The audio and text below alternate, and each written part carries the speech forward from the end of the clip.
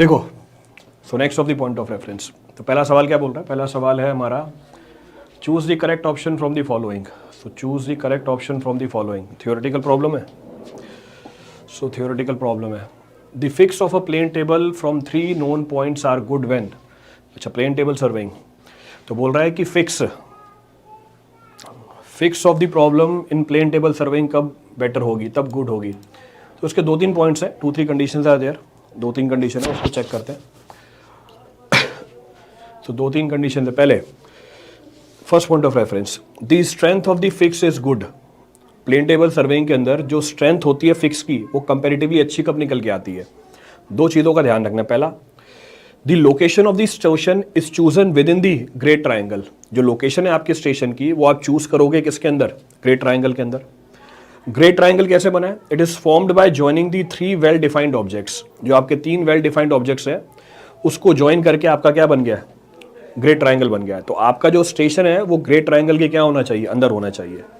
Next, जो middle object है, it should be nearer to the position of the table from the other 2 objects.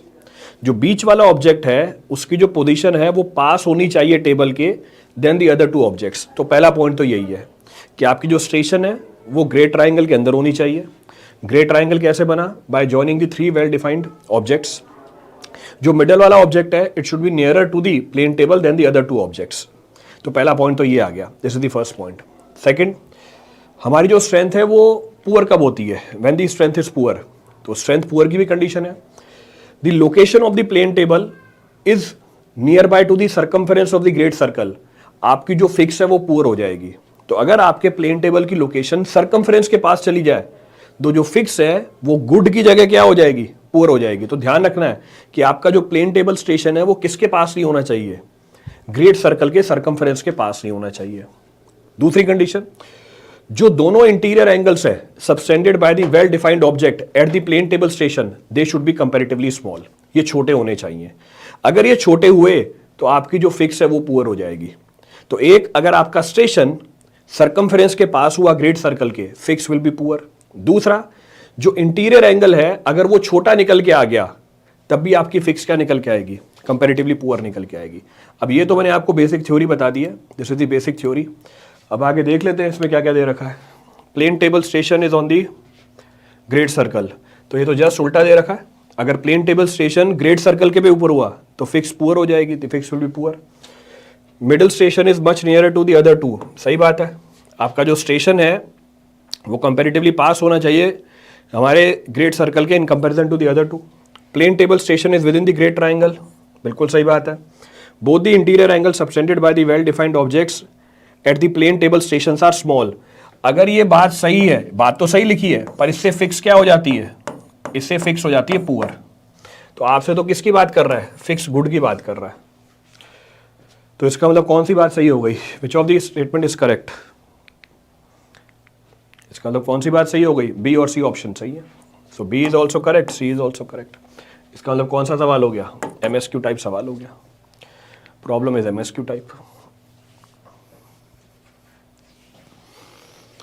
Offline class में कोई नहीं पूछ पाता है। ऑफलाइन ऑनलाइन की बात ही नहीं है। ऑफलाइन ऑनलाइन की बात ही नहीं है। चलो आगे बढ़ते हैं। सो विल कंटिन्यू करते हैं आगे। तो पहला सवाल हो गया। Next problem. Following bearings are observed while traversing with a compass. Following bearings are observed while traversing with a compass. Calculate the corrected forebearing of the line BC. क्या दे रखा है? Following bearings were observed while traversing with a compass. Forebearing दे रखी है, बैकबेयरिंग दे रखी है। Calculate the corrected forebearing of the line BC. Line BC की corrected forebearing निकालनी है। अच्छा, सवाल किसका है? करेक्शन का है। The problem is of what? Correction. Calculation करनी पड़ेगी इसके अंदर। You have to go for the calculation. चलो करते हैं कैलकुलेशन, कोई बड़ी बात नहीं है। तो पहले तो क्या निकालते हैं? पहले तो हम डिफरेंस निकालते हैं। सो डिफरेंस निकालते हैं फोर बेयरिंग और बैक बेयरिंग का। तो वो लाइन जिसकी फोर बेयरिंग और बैक बेयरिंग का डिफरेंस, वो लाइन जिसकी फोर बेयरिंग और बैक बेयरिंग का डिफरेंस एग्जैक्टली 180 डिग्री हो, इसका मतलब उस लाइन में क्या नहीं है? उस लाइन के जो स्टेशन है उसमें कोई लोकल अट्रैक्शन नहीं है, there is not local attraction. तो हम पहले आइडेंटिफाई करेंगे किन किन स्टेशन पे लोकल अट्रैक्शन नहीं है, चेक करके देखो। सो फर्स्ट, सो फोर बेयरिंग बैक बेयरिंग, सो फोर बेयरिंग बैक बेयरिंग जरा बताना ये डिफरेंस कितना आ रहा है इसका, what is this difference coming out. पहली वाली लाइन का कितना है 178, तो 178 डिग्री और 30 मिनट्स। दूसरी वाली लाइन का कितना है, what the difference for the second line, दूसरी वाली लाइन का कितना निकल के आ रहा है, ये भी 180 नहीं आ रहा है, इट इज ऑल्सो नॉट 180, कितना है ये। So difference four bearing back bearing का, तो अगर मैं घटाऊंगा तो कितना आया, 20 तो ये चला गया, तो 220 वो चला गया, 18 डिग्री बचा हुआ है। ये कितनी वैल्यू आ रही है 11। दूसरी वाली लाइन में कैलकुलेट करके बताना, BC में 182, सो 182 डिग्री माइनस बैक बेयरिंग, ये कितना था 178 डिग्री 30 मिनट, दूसरे का बताया है 182 डिग्री 15 मिनट। तीसरी वाली लाइन का कितना है, थर्ड लाइन का है 178 डिग्री 15 मिनट। DE का कितना है, DE का है 180 डिग्री, सो 180 डिग्री। EA का कितना आ रहा है, व्हाट अबाउट EA, EA का अगर देखें तो मेरे ख्याल से 180 डिग्री 15 मिनट। एक बार मैंने डायरेक्टली लिख दिया लास्ट वाला मैंने डायरेक्टली मेंशन किया है, क्रॉस चेक करना यही है क्या, 180 डिग्री 15 मिनट्स, 180 डिग्री, हाँ मेरे हिसाब से इतना ही है, सो 180 डिग्री 15 मिनट्स, ठीक है। तो इसका मतलब कौन सी वाली लाइन में डिफरेंस आ रहा है 180 डिग्री, तो EA में आ रहा है 180 डिग्री। इसका मतलब स्टेशन D और E are free from local attraction, D और E में कोई लोकल अट्रैक्शन नहीं है। So we can say hence station D and E are free from local attraction,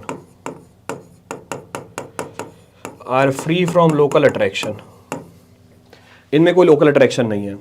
अब इनमें अगर कोई लोकल अट्रैक्शन नहीं है, सारी कैलकुलेशन हम कहां से स्टार्ट कर सकते हैं, नहीं से स्टार्ट कर सकते हैं। अगर इनमें कोई लोकल अट्रैक्शन नहीं है, मतलब D और E स्टेशन से जो एंगल आपने कैलकुलेट किए वो सारे के सारे सही होंगे, ऑल विल बी करेक्ट। तो D से ऊपर गया CD, तो इसका मतलब ये जो बैक बेयरिंग है DC, ये जो बैक बेयरिंग है ये कैसी बैक बेयरिंग होगी, ये बैक बेयरिंग बिल्कुल सही होगी, this will be absolutely correct. तो ये तो बैक बेयरिंग सही है, this back bearing is correct. तो अगर ये बैक बेयरिंग सही है, इसमें से अगर मैं 180 डिग्री घटाऊं मुझे क्या मिल जानी चाहिए, so I will say fore bearing of CD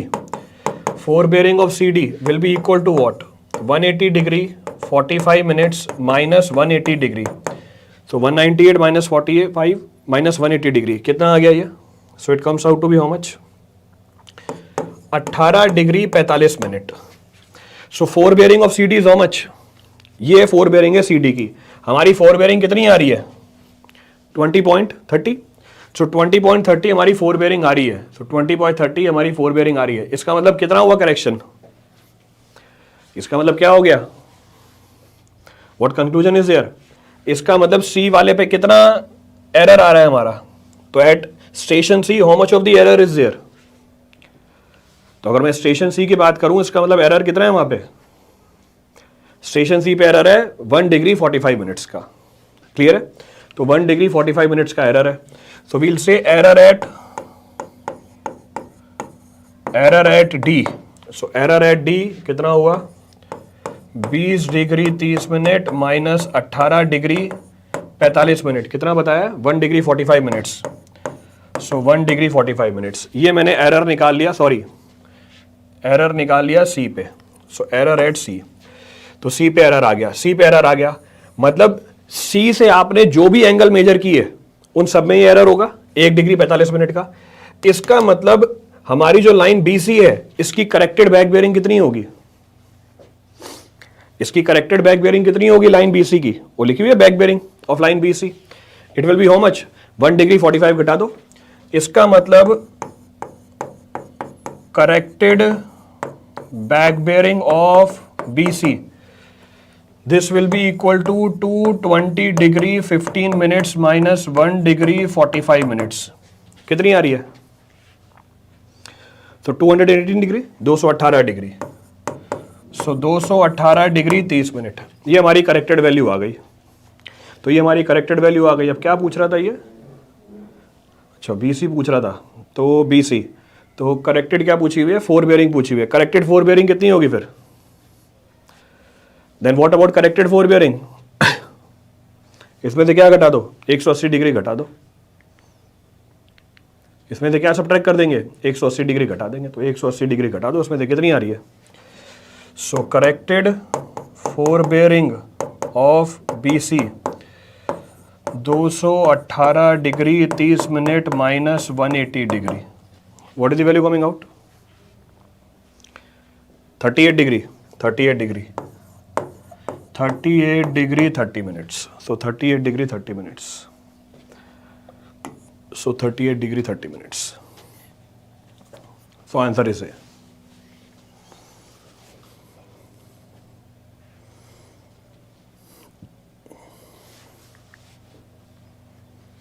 Clear है?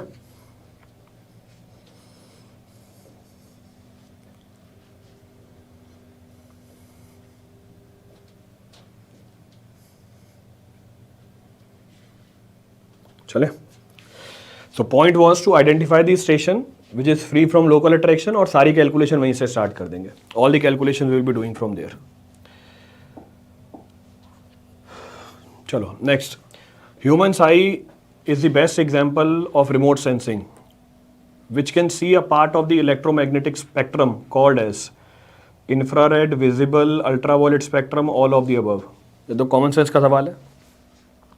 रिमोट सेंसिंग का मतलब क्या होता है, रिमोट सेंसिंग साइंस होती है या आर्ट होती है किसकी, of getting the information about the object.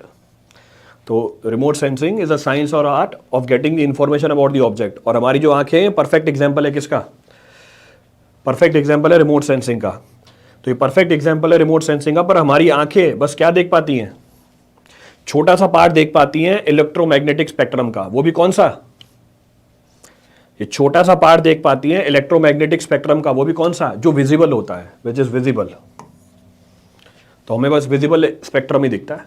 तो ये इतनी लंबी कहानी लिख के दी, सवाल तो बस कॉमन सेंस के ऊपर बेस्ड था। The problem was based upon common sense only.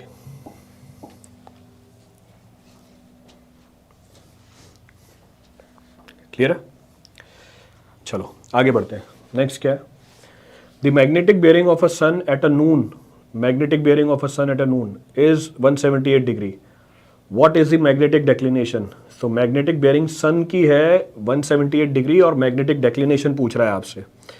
So magnetic declination पूछा हुआ है। So magnetic declination नून में हमारी ट्रू बेयरिंग कितनी होती है, तो at noon what about the true bearing, noon पे हमारे सन की ट्रू बेयरिंग कितनी हो जाती है, अगर नॉर्थ में है तो इसका मतलब 0 डिग्री या 360 डिग्री, अगर साउथ में है 180 डिग्री। तो अगर साउथ में तो 180 डिग्री निकल के आ जाएगी, पर आप ये दे रहा है मैग्नेटिक बेयरिंग निकाल रहा है कितनी 178 डिग्री, तो 178 डिग्री तो हमारी ट्रू बेयरिंग कितनी हो जाएगी, so north, south, east, west. तो हमारी ट्रू बेयरिंग, तो लाइन की ट्रू बेयरिंग तो ये 180 डिग्री आ गई, so true bearing is equal to 180 degree. और फिर मैग्नेटिक बेयरिंग दे रहा है कितनी 178 degree, so magnetic bearing is 178 degree.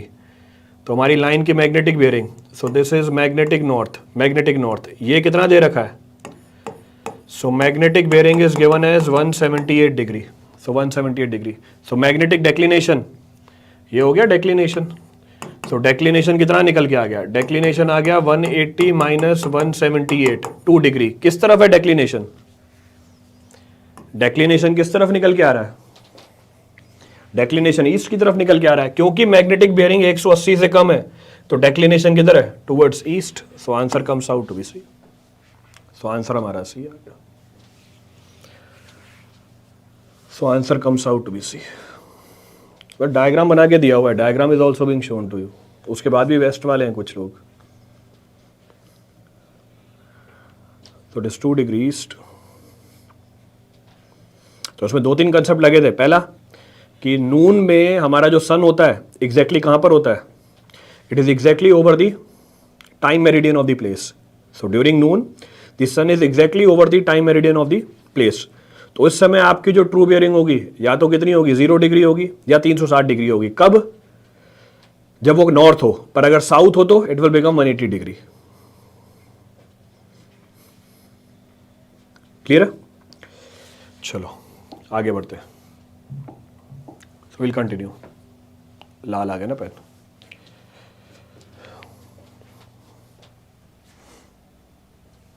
देखो अगला सवाल क्या पूछा मैं। Next problem is what? In a map, points are plotted to a scale of 1 in 15,000.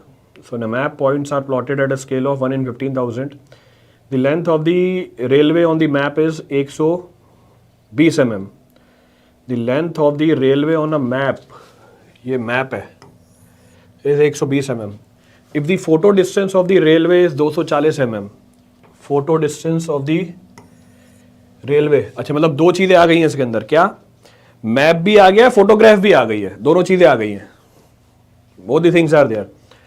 तो क्या पूछा मैं? What is the scale of the photograph? और स्केल दे रखी है मैप की स्केल दे रखी है, फोटोग्राफ की स्केल पूछी हुई है। तो सिंपल सवाल है फिर से, अगेन सिंपल। हम क्या बोल सकते हैं? हम बोलेंगे स्केल ऑफ द मैप किसके बराबर होगा? Scale of the map, scale of the map is equal to, so scale of the map is equal to map distance by ground distance, map distance by ground distance। तो इसको मैं ऐसे बोल देता हूं dm dg। then scale of the photograph, this is equal to photo distance by ground distance, photo distance by ground distance। so dp by D G, यही आ गया। दोनों जगह में ग्राउंड डिस्टेंस क्या होगा? In either of the case ground distance will be what? In either of the case ground distance will be same. तो आपको scale चाहिए किसकी? फोटोग्राफ की। तो अगर स्केल चाहिए फोटोग्राफ की तो हम बोलेंगे scale of the photograph to the scale of the map. तो scale of the photograph to the scale of the map, this is equal to what? This is equal to photo distance by map distance.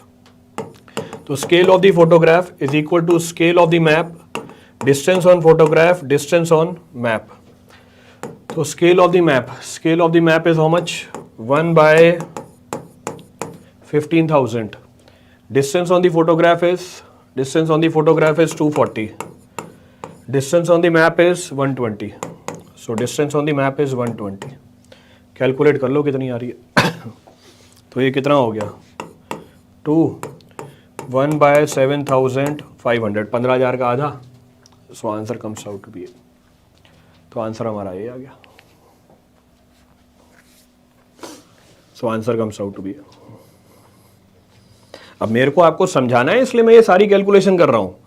Since I have to explain you, hence I am writing each and every point. Paper में मैं ऐसा नहीं करूंगा, paper में directly solve कर लूंगा। In examination I'll solve directly, but since I have to explain you everything, I'm writing everything। यानी सवाल करने में ज़्यादा टाइम नहीं लगेगा, ओरल आंसर भी निकाल सकते हो। You can find the solution of the problem orally also। तो ओरली भी आंसर निकल के आ जाएगा इसका।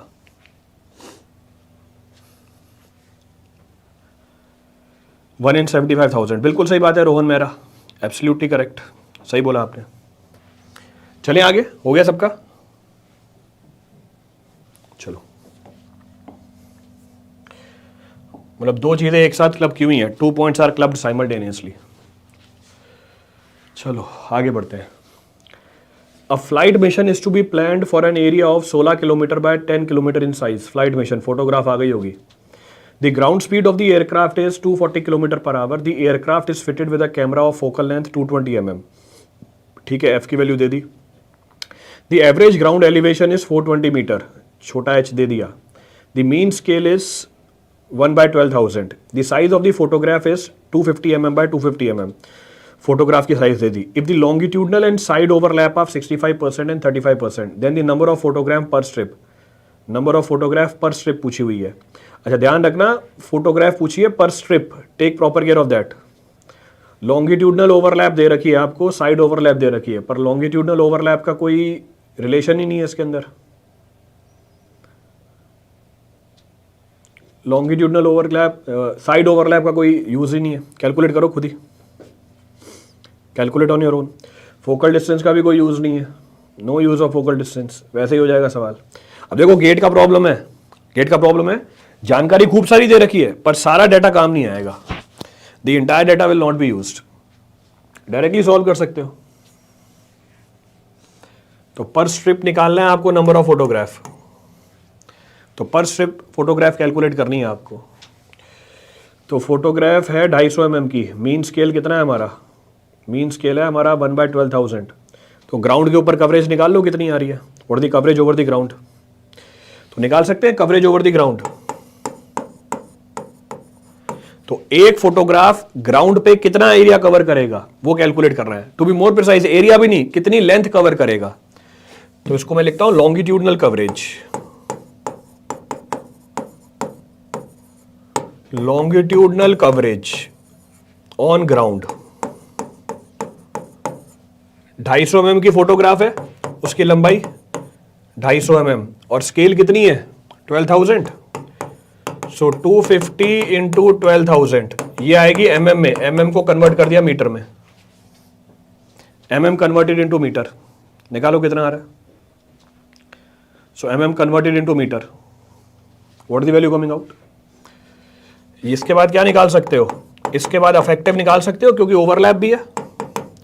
सो effective longitudinal coverage on the ground, effective longitudinal coverage कितनी हो जाएगी, ओवरलैप को घटा दिया, so overlap is subtracted, so overlap is subtracted, ये वैल्यू कितनी आ रही है, what this value coming out 3000। So this is coming out to be 3000, so 3000 metre. तो अफेक्टिव ओवरलैप कितनी हुई 35% ऑफ दिस। तो आप जब फोटो खींचोगे जिसमें 65% ओवरलैप है, वो लंबाई के अलोंग ग्राउंड पे कितना एरिया कैप्चर कर लेगा। This is coming out to be how much 1050। So 1050 metre. आ गई नंबर ऑफ फोटोग्राफ्स, अब तो आपको कुछ ही बचा। Now you can calculate the number of photographs. So number of photograph, area कितना है 16 किलोमीटर लंबा। So number of photographs, so number of photographs कैसे निकालू, number of photographs how it can be computed. So number of photographs 16 kilometre लंबा area metre में convert किया, 100 metre में convert किया, divided by what 1050 plus 1। Last में एक और जोड़ते हैं ताकि कोई एरिया छूट नहीं जाए, area is not left of. तो इतने मीटर एरिया कवर करने के लिए कितनी, इतने मीटर की लंबाई कवर करने के लिए कितनी फोटोग्राफ्स लगेंगी, कैलकुलेट कर लो।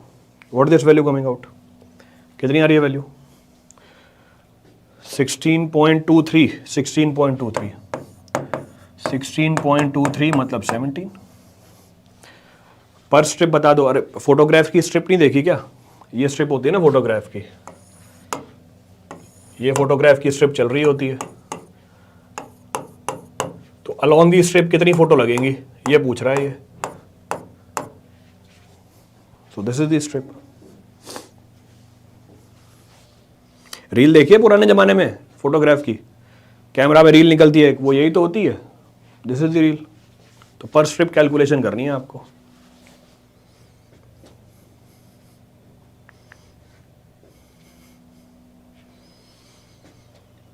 राउंड ऑफ 16 है ना, राउंड ऑफ 16 है, हाँ कर देना राउंड ऑफ। फिर शुरू में तुम्हें 10 मिनट की एडवर्टीजमेंट भी नहीं चाहिए, क्योंकि इसके पास 16 है तो राउंड ऑफ 16 कर दिया, गजब। यहीं से पता चल जाता है कितना एप्टीट्यूड चलता है काम, और पेपर भी एप्टीट्यूड का ही है भाई। अगर 16 फोटोग्राफ दे दोगे पूरा एरिया कवर ही नहीं होगा आपका, the total area will not be covered. Round of थोड़ी करना है मेरे को वहां पे।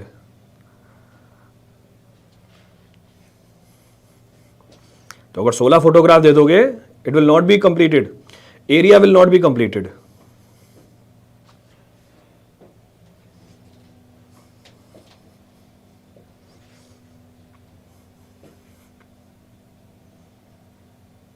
चले चलो नेक्स्ट प्रॉब्लम देखो क्या पूछा है इसके अंदर।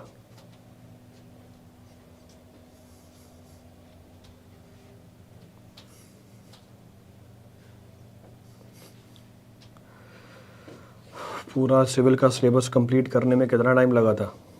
पूरा सिविल का सिलेबस कंप्लीट करने में पूरा 8 महीने लग गए थे। चलो देखो अगला पॉइंट क्या है। A survey line BAC crosses a river. Survey line है BAC, क्रॉस कर रही है किसको? रिवर को। ठीक है, अच्छी बात है, नदी को क्रॉस करे। A and C being near and and opposite bank respectively. A near and पे है और C कहाँ पर है? ऑपोजिट एंड पे है। तो बोल रहा है A नियर एंड पे है और C कहाँ पर है? ऑपोजिट एंड पे। ठीक है, तो नदी बना लो कोई। तो ये नदी है, सो रिवर है, so river is flowing.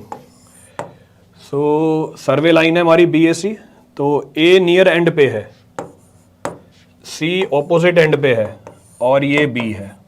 So this is B। तो ये जानकारी दी हुई है आपको। This is the information which is given to you respectively. A perpendicular AD 50 meter long is set out at A। अब परपेंडिकुलर AD, एक परपेंडिकुलर बनाया। सो परपेंडिकुलर AD कितनी है? ये 50 मीटर की। So perpendicular AD is set out at A। ठीक है। If the bearing of AD and DC are 36 degree and 280 degree 45 minutes respectively. अब आपको बेयरिंग दे रखी है। Now the bearing is given to you. Bearing किसकी दे रखी है? बेयरिंग दे रखी है AD की। So bearing of the line AD, so bearing of the line AD, so ये एंगल दिया हुआ है 36 degree 45 minute. And bearing of the line, bearing of the line कौन सी? DC लाइन की बेयरिंग दी हुई है आपको। सो DC लाइन की बेयरिंग दी हुई है। तो ये हमारी लाइन है DC। सो DC लाइन की बेयरिंग दी हुई है। सो DC लाइन की बेयरिंग दी हुई है। सो DC लाइन की बेयरिंग दी हुई है। How much? 280 degree 45 minutes. अब ये सवाल बन गया आपका पूरा। This is the problem. तो ये आपका सवाल दिया हुआ है। पूछा गया है इसने, सवाल तो पढ़ो। Find the width of the river. River की विड्थ पूछी हुई है, यानी किसकी वैल्यू पूछी हुई है? What is being asked? तो बोल रहा है रिवर की विड्थ बता दो। रिवर की विड्थ मतलब AC की वैल्यू पूछी है इसने। So width of the river, so width of the river is this. So this is the width of the river. So W calculate करना है आपको। कैसे निकालें width of the river? How to calculate the width of the river? If fore bearing of AD is given 36 degree, ये 36 degree दी हुई है, तो आप फोरबेयरिंग निकाल सकते हो DA की? तो हाँ बिल्कुल निकाल सकते हैं DA की फोरबेयरिंग। तो फोरबेयरिंग ऑफ DA, तो अगर मैं ये फोरबेयरिंग निकालूं, ये कितनी होगी? 180 degree plus 36 minute 36 degree 45 minutes. तो ये कितना आ रहा है? 20 हो गया। तो ये आ गया 216 डिग्री 45 मिनट। तो 216 डिग्री, तो ये वाला एंगल है 216 डिग्री 45 मिनट और हमारा कंप्लीट एंगल है 280 डिग्री। इसका मतलब ये इंटरनल एंगल कौन सा आ गया? ये इंटरनल एंगल आ गया 280 degree 45 minutes minus 216 degree 45 minutes. घटा दो, 45 कटा, 80 माइनस 16। सो 80 माइनस 16 कितना आया? 80 माइनस 16 आया हमारा 64 degree. So it comes out to be how much? 64 degree. अब ये राइट एंगल ट्राइंगल है, this is right angle triangle. ये 90 डिग्री, ये हमारा 64 डिग्री। ये मुझे पता है बेस, परपेंडिकुलर निकालना है, निकाल लो। तो 10 64 degree is equal to width of the river by 50। So width of the river is how much? Width of the river is equal to 10 64 degree. So width of the river is equal to 10 64 degree into 50। Calculate, कितनी value आ रही है? 102.51, 102.51। सो 102.51 metre, ये हमारी width है river की। This is the width of the river.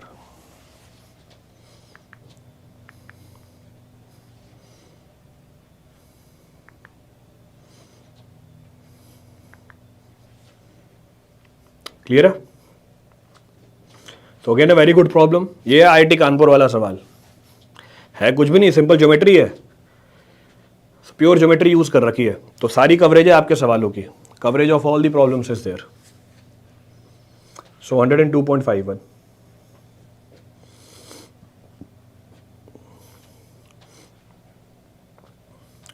Clear है?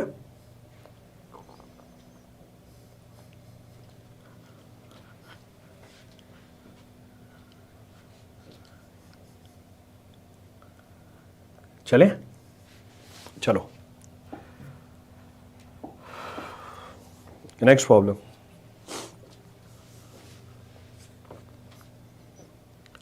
देखिए नेक्स्ट प्रॉब्लम क्या है।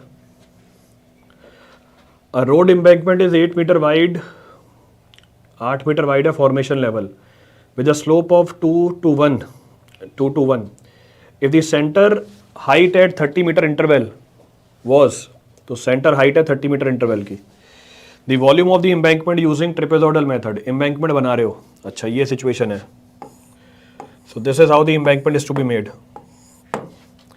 ये हमारा एम्बैंकमेंट बन रहा है, एम्बैंकमेंट बन रहा है और क्या कर रहे हो, 30-30 मीटर की इंटरवल पे हाइट निकाल रहे हो, 30-30 मीटर की इंटरवल पे हाइट निकाल रहे हो। So at 30 metre interval height of the embankment is being measured. तो ये दे रखी है आपको 0.4, 0.6, यहाँ पे आपको स्लोप भी दे रखी है, slope is also given to you. पूछा क्या है, volume of the embankment, volume पूछिए एम्बैंकमेंट की, निकाल लो वॉल्यूम ऑफ द एम्बैंकमेंट। कैसे निकालेंगे volume of embankment? First we have to calculate what, area. तो पहले आपको एरिया निकालना पड़ेगा क्रॉस सेक्शन का।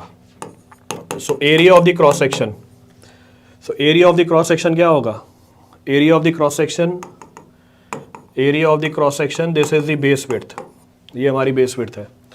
So area of the cross section half sum of parallel sides, ऊपर कितनी है बी प्लस ऊपर वैल्यू कितनी आएगी,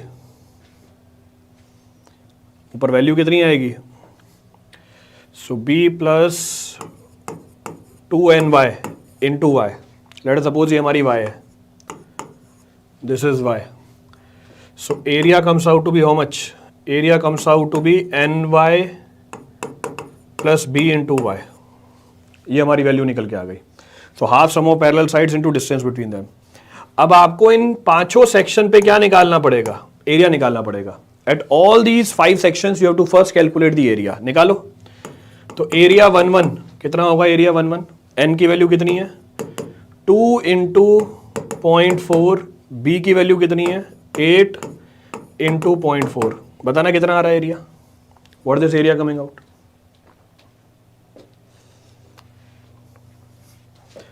तो पहले सेक्शन का एरिया कितना है, what the area of the first section,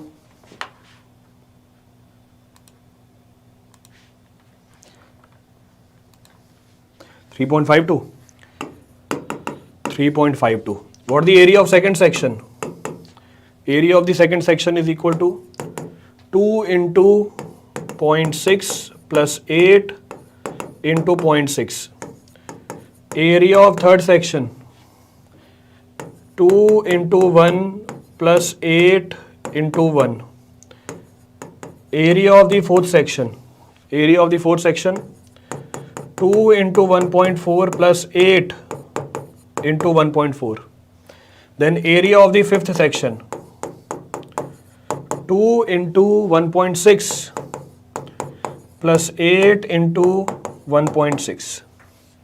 What is the area of the second section? 5.52. तीसरे सेक्शन का area, area of the third section 10, area of the third section 10, area of the fourth section, fourth section का area कितना है 10, 15.12 और last वाले section का area 17.92।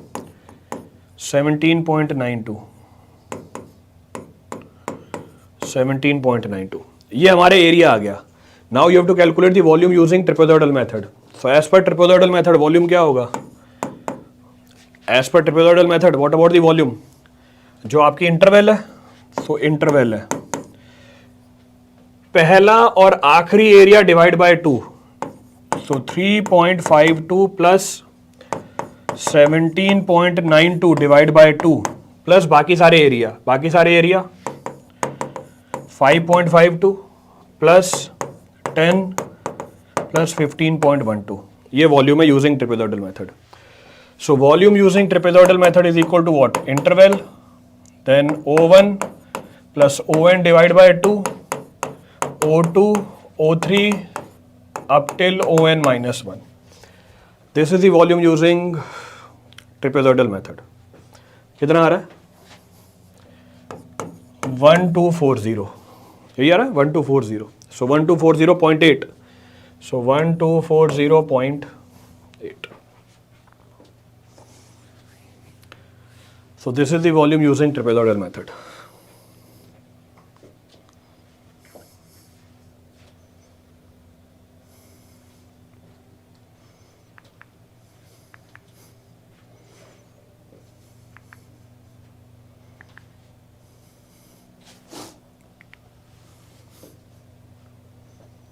Clear है? अरे वायरस नहीं हटाना भाई मेरे को, वायरस बार बार आ जाता है, वायरस हटाओ.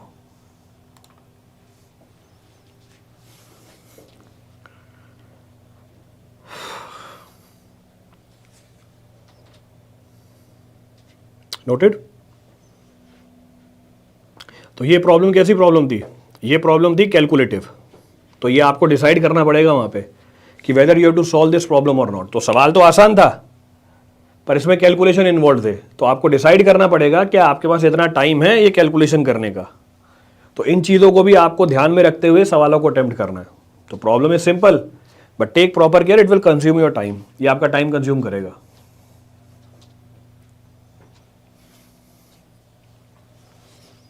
चलें आगे.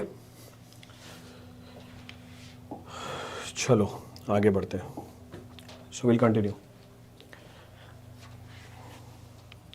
नेक्स्ट प्रॉब्लम क्या है? नेक्स्ट प्रॉब्लम क्या बोल रहा है? The permanent adjustment of the theodolite is made in a specific sequence so as to avoid any disturbance in the previous adjustment caused due to the next adjustment. Which of the following test is performed last? अच्छा, तो बोल रहा है जो permanent adjustment है हमारे theodolite के, उसको कुछ सीक्वेंस में किया जाता है.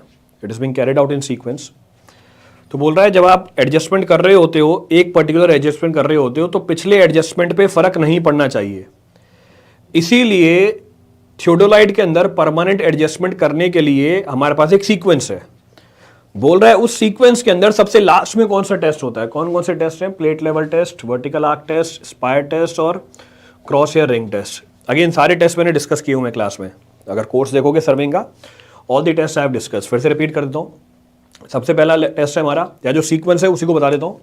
सबसे पहला जो टेस्ट है वो हमारा प्लेट लेवल टेस्ट है. अब प्लेट लेवल टेस्ट को क्यों करते हैं? Plate level test is done to make the plate bubbles central to their run. जो प्लेट बबल है उसको सेंटर में करना है. When the vertical axis is truly vertical.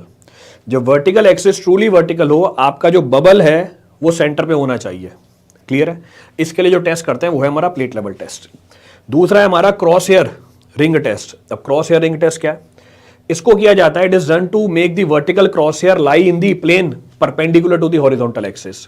जो वर्टिकल क्रॉस हेयर है वो एग्जैक्टली उस प्लेन में हो जो परपेंडिकुलर हो हॉरिजॉन्टल एक्सिस के. In order to get this we perform the test which is known as cross hair ring test. ये दूसरे नंबर पे आता है. तीसरे नंबर पे आती है हमारी स्पायर टेस्ट. स्पायर टेस्ट क्यों करते हैं? It is done to make the horizontal axis perpendicular to the vertical axis. हमारी हॉरिजॉन्टल एक्सिस परपेंडिकुलर हो जाए वर्टिकल एक्सिस के. For that we do the spire test. और सबसे लास्ट में हम करते हैं वर्टिकल आर्क टेस्ट. तो सबसे लास्ट वाला टेस्ट होता है, ये होता है vertical arc test. It is done to make the vertical circle indicate 0 when the line of sight is perpendicular to the vertical axis. जब हमारी लाइन ऑफ साइट परपेंडिकुलर हो वर्टिकल एक्सिस के, उस समय आपका जो सर्कल है उसके ऊपर रीडिंग 0 निकल के आनी चाहिए. कौन से सर्कल के ऊपर? वर्टिकल सर्कल के ऊपर. इस चीज को अचीव करने के लिए जो हम टेस्ट परफॉर्म करते हैं उसको हम बोलते हैं वर्टिकल आर्क टेस्ट. तो ये सबसे लास्ट में होना चाहिए. It should B at the last. तो सारे टेस्ट भी बता दिए, टेस्टों की सीक्वेंस भी बता दी. तो सबसे पहला टेस्ट कौन सा होता है? Plate level test. दूसरे नंबर पे क्रॉस हेयर रिंग टेस्ट. तीसरे नंबर पे स्पायर टेस्ट. और चौथे नंबर पे कौन सा होगा? Vertical arc test.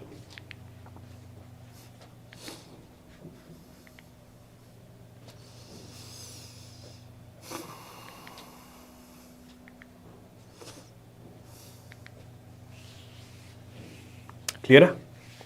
पूरा थियोडोलाइट पूछ लिया, बिल्कुल सही बात है, एक ही सवाल में पूरा थियोडोलाइट पूछ लेगा।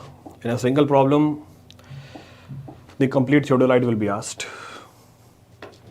चलो आगे बढ़ते हैं। Check what is being asked.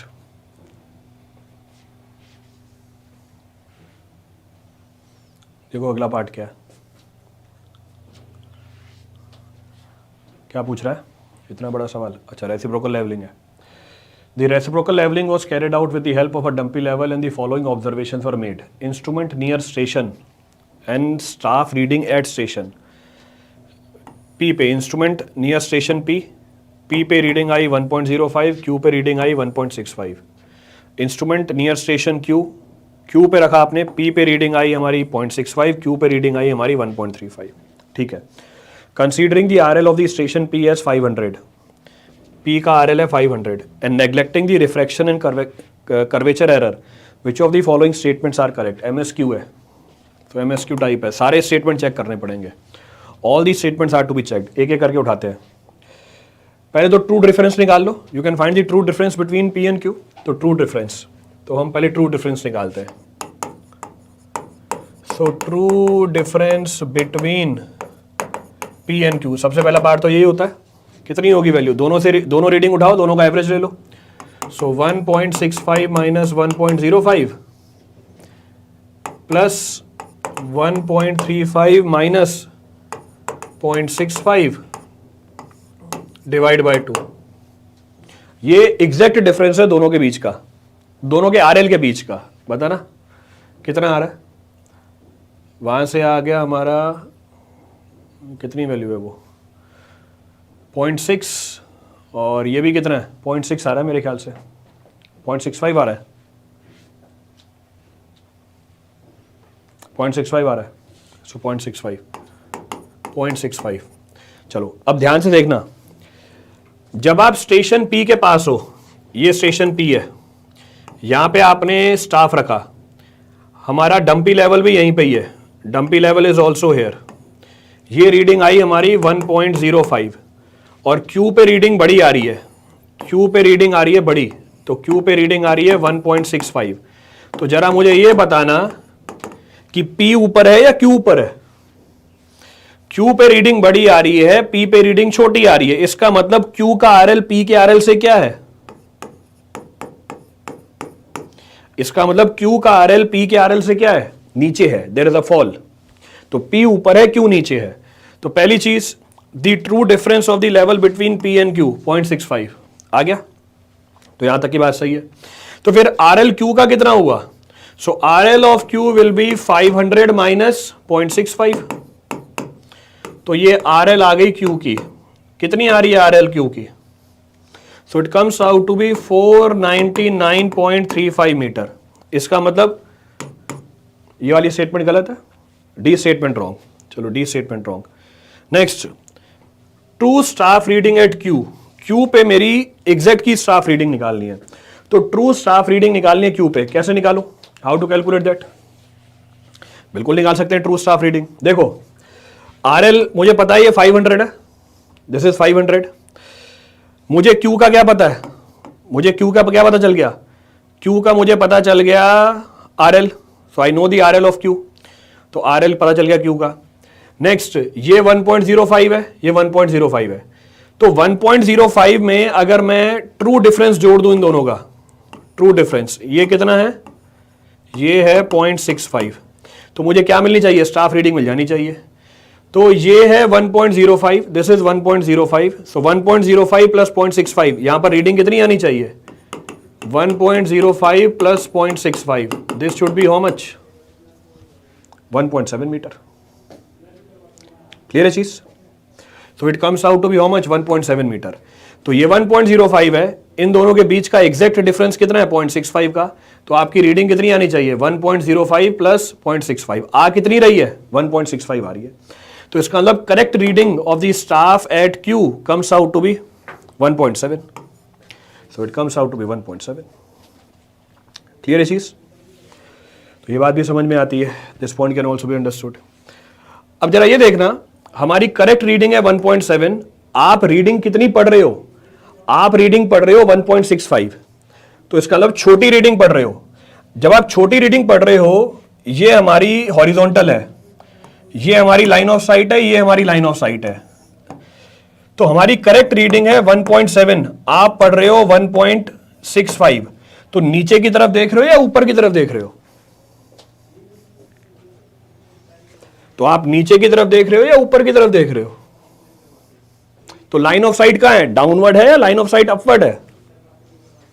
तो हमारी लाइन ऑफ साइट क्या है, डाउनवर्ड है। यहां पे क्या बोल रहा है, लाइन ऑफ साइट अपवर्ड है, तो ये स्टेटमेंट भी क्या हो गई, गलत हो गई।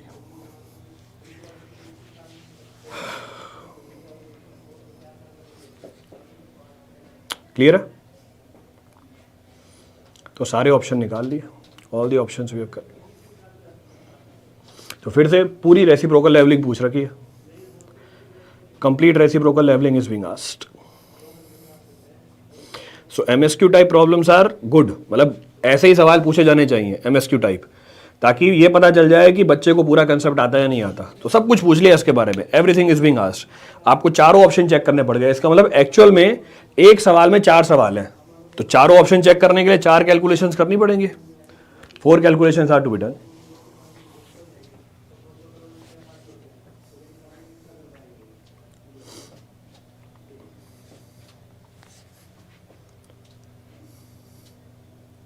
क्लियर है?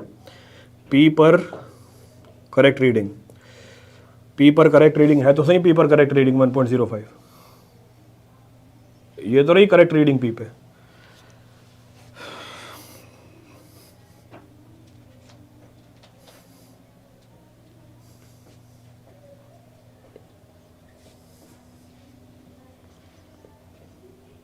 क्लियर है?